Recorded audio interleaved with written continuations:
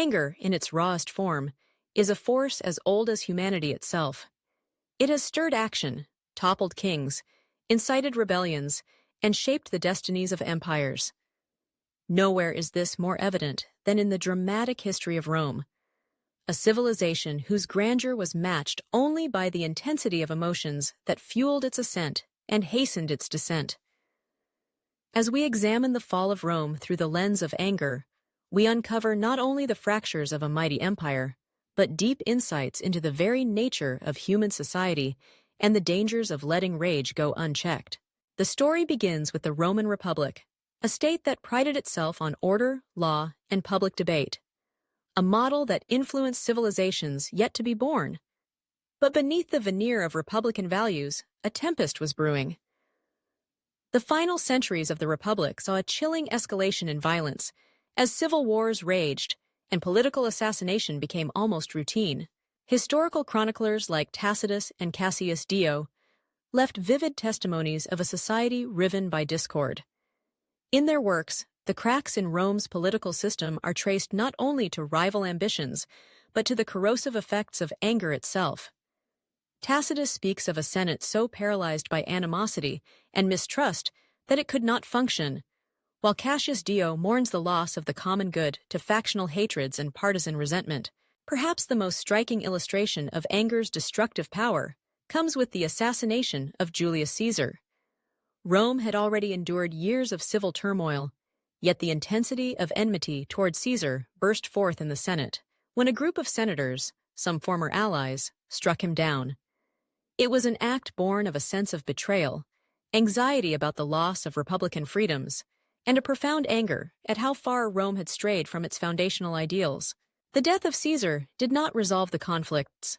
It unleashed even greater storms. The subsequent civil war between Octavian, Caesar's adopted son, and Mark Antony, his former ally, convulsed the Roman world. Loyalties fractured, cities were destroyed, and tens of thousands perished as competing leaders fanned the flames of rage among their followers. Even after Octavian, as Augustus, became the unchallenged ruler, and the empire was born, unrest did not recede. Instead, riot, rebellion, and mutiny haunted the streets and provinces of Rome for centuries to come. Anger, in Rome, was not merely an emotion. It became a political force. It was invoked, stoked, and weaponized, especially by those seeking to overturn the status quo. Political agitators would rouse the masses, invoking old grievances or stirring new ones. The grain shortages, the abuses of corrupt magistrates, the presence of foreign armies, each became a pretext for outrage, each demonstration a spark threatening the volatile order. Yet the roots of such collective anger reached deeper than the machinations of any individual. The seeds of discontent were sown in the very structure of Roman society. Over time, the immense wealth Rome secured from its conquests began to concentrate in fewer hands, giving birth to a yawning gap between rich and poor. The great patrician estates grew vast, worked by armies of slaves who could never hope for freedom, while small farmers, the backbone of the earlier republic, were slowly squeezed out of existence. As landed aristocrats amassed fortunes, ordinary Romans found themselves increasingly subjected to grinding poverty and the whims of distant masters. Taxation, once a relatively light burden, became ever more crushing as the cost of maintaining a worldwide empire soared. The city of Rome, for all its splendor, was filled with squalid tenements and desperate people, often forced to rely on state handouts to survive. The reliance on slave labor only deepened social divisions. Enslaved people harbored justifiable resentments against their overlords, leading to periodic revolts, such as the infamous rebellion led by Spartacus. These uprisings, brutally suppressed, radiated fear and anger across the social classes, sowing mistrust and hardening attitudes. Meanwhile, the lowest classes competed with slaves for dwindling work and lost their traditional means of upward mobility.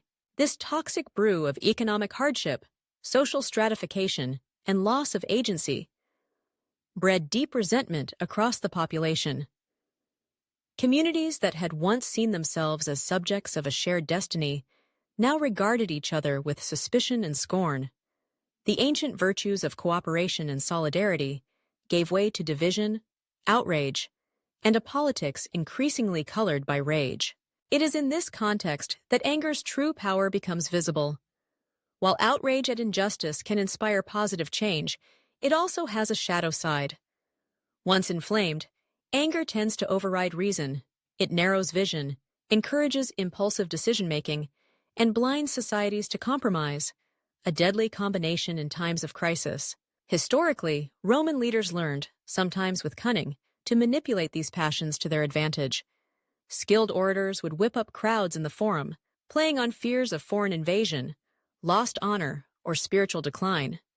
Politicians cultivated a narrative of us versus them, patrician versus plebeian, Roman versus foreigner, pagan versus Christian.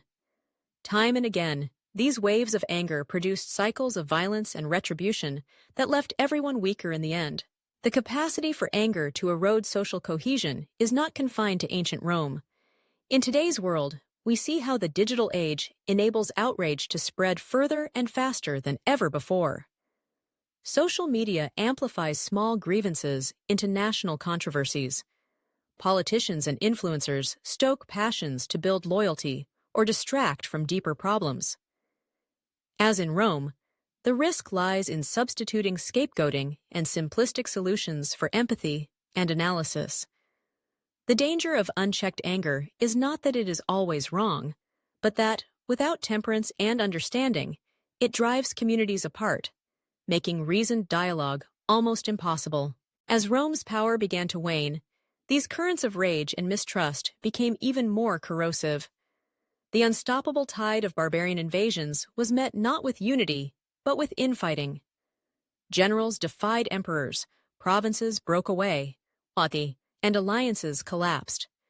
Each group blamed another for their suffering. Senators denounced the soldiers, the army turned on its leaders, citizens distrusted foreigners and Christians alike.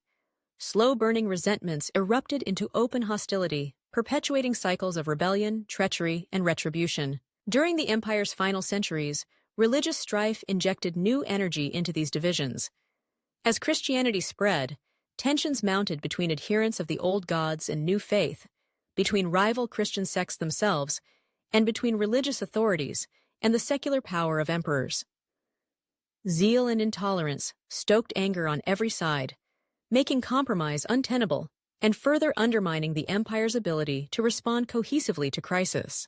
Meanwhile, the devastated economy could no longer support Rome's sprawling infrastructure or pay its armies. Plagues, famine, and migration destabilized regions that had long seemed bastions of imperial order. Rival claimants and self-interested generals tore at what was left, extracting wealth and allegiance from dwindling populations until the state itself could barely function. In the end, Rome did not fall to a single blow from without, but unraveled from within. Anger, distrust, and paranoia pushed factions apart, rendering cooperation impossible and making the empire increasingly vulnerable to external threats. When the final blows came, invasions by Goths, Vandals, and Huns, they found a society already hollowed out by conflict, unable to muster the will or resources to defend itself. The lessons of Rome's tragedy are not confined to ancient history. Across modern societies, we see echoes of these same patterns: rising inequality, social atomization, loss of shared purpose, and the ever-present temptation to vent frustration through unchecked outrage. When anger is allowed to fester, when it is wielded cynically by those in power, the costs can be immense. Yet Rome's fate need not be ours. The antidote to destructive anger lies in critical thinking, empathy, and compassion. To navigate conflict, it is essential to seek understanding, to ask not only what we are angry about, but why, what unmet needs, fears, or hopes drive our responses, and to look for common cause rather than simply an enemy to blame. In moments of division, the possibility always exists to reaffirm the bonds that hold communities together. Listening to dissent, acknowledging injustice, and striving for equitable solutions can diffuse tensions before they become unmanageable.